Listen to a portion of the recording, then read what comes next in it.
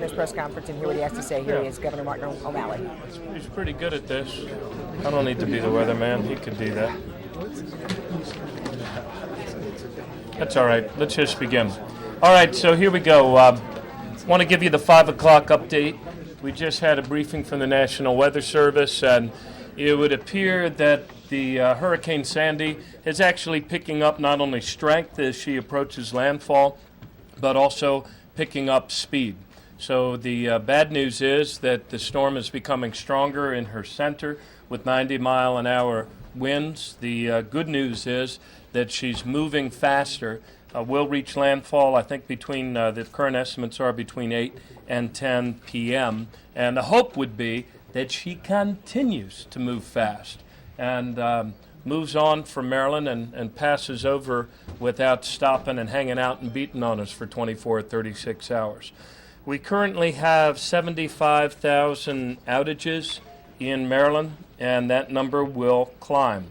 Some of the other weather conditions that we're watching are these. We'll have flood warnings due to 5 to 6 inches of rain that we've already received, and we'll likely receive another 4 inches overnight. The Potomac will likely swell 1 to 3 feet above its normal. We also have high tide at 8:25 p.m. tonight, and I'm sure all of our friends in Ocean City are watching the clock on that high tide with a full moon, and that's a pretty vulnerable time for them at 8:25 p.m. tonight. We anticipate that high tide will be 6 feet higher than usual. Garrett County is going to receive approximately 2 feet of snow. So how about that? America in miniature, American weather extremes in miniature.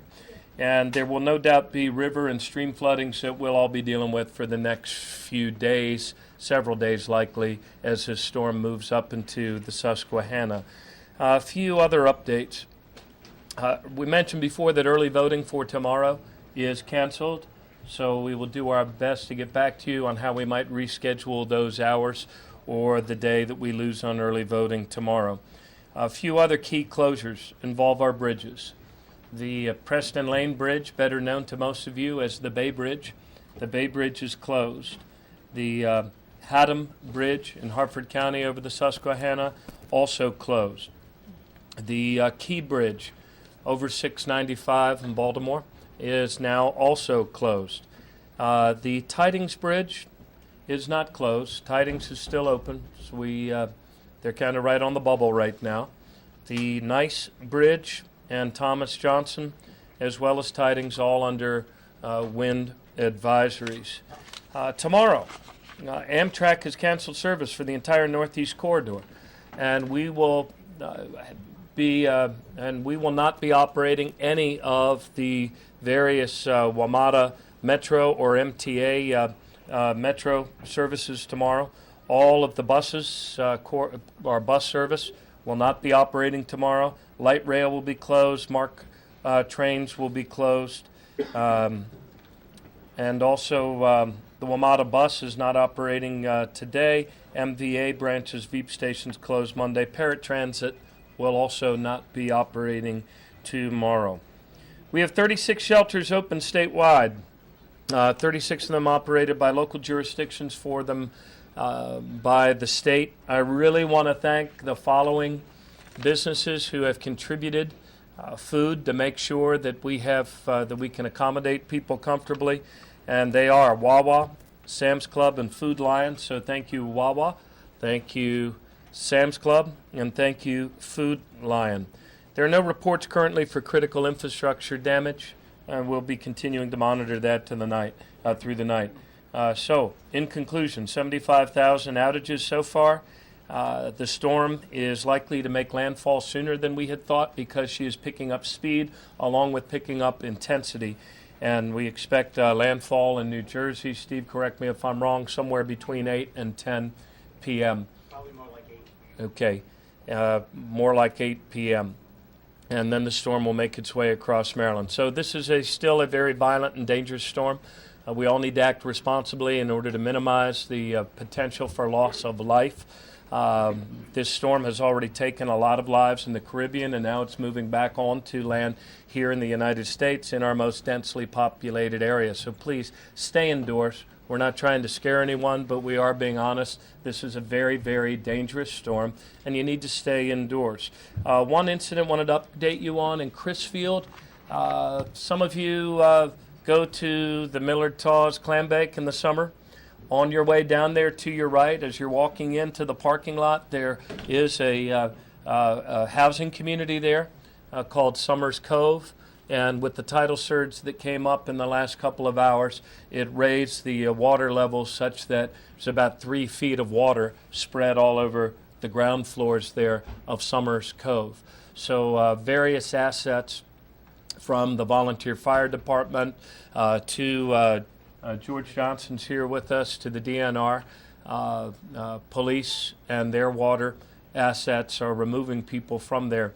I don't know if y'all have ever been in Crisfield when it rains. I mean, even heavy or like this, that lower end tends to take on a lot of water, not unlike the downtown of Ocean City in big rains. So we have a lot of people responding there, and people are being evacuated from those homes to a shelter because their ground floor is filled up with a lot of water. Questions? Yes, sir.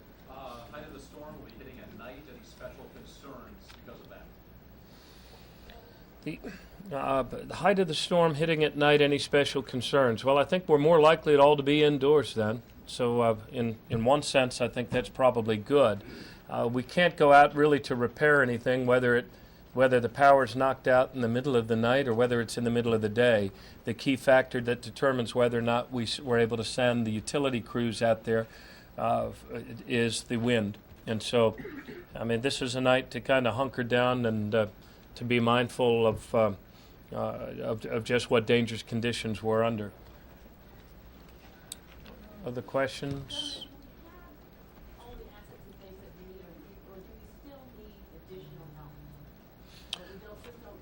Well, we brought in assets anticipating that we would receive a direct hit. So, hoping that we wouldn't, but bringing in assets to prepare for a direct hit. And so the question is, do we have enough assets? We certainly have more than I can ever remember us having here. We have a lot of swift water rescue boats, thanks to the President's quick signing of that pre-landfall declaration and the rapid mobilization of a lot of people from FEMA. So we certainly have more assets out there than we ever have. You never have enough to stop a 90-mile-an-hour hurricane from rolling over you, but considering what we're going to be under, we do have a lot of assets here and a lot of really good people. And I know that the utility companies have brought in a lot of assets and pre-deployed them. You all have been running pictures of them, I think, as they move around. And there will no doubt be more of those out-of-state utility crews making their way north as the danger is averted down south of us. Anything else? Okay, next briefing around 9 o'clock, Takira? All right, you have Governor Okay, Martin O'Malley 9:30. there giving All right, us our thank you all 5 very, very o'clock much. update, basically telling us to act responsibly. Don't put yourself in a very dangerous situation.